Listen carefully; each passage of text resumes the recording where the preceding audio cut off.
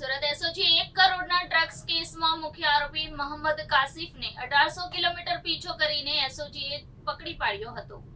કાસિફ મુંબઈથી ડ્રગ્સ લાવતો હતો અને પેડલરો મારફતે શહેરમાં તેનું વેચાણ કરાવતો હતો.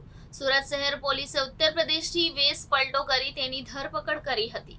કાસિફની પૂછપરછમાં અન્ય 5ના નામ ખુલતા 5ની ધરપકડ કરવામાં આવી. મુંબઈ અને સુરત વચ્ચે ડ્રગ્સ મામલે જોડાયેલી ચેઇન તોડવાનો પ્રયાસ સુરત પોલીસ કરી રહી છે.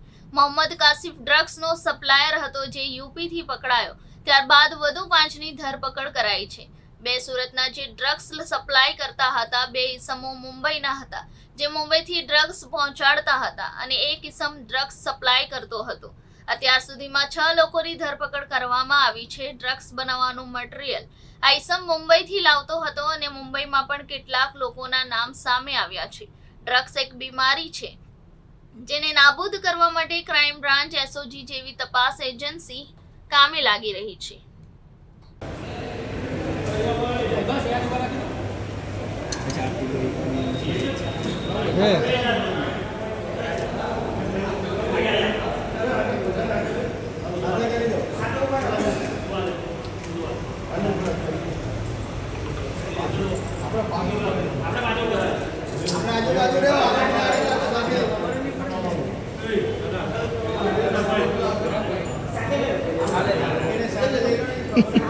पिक्चर बना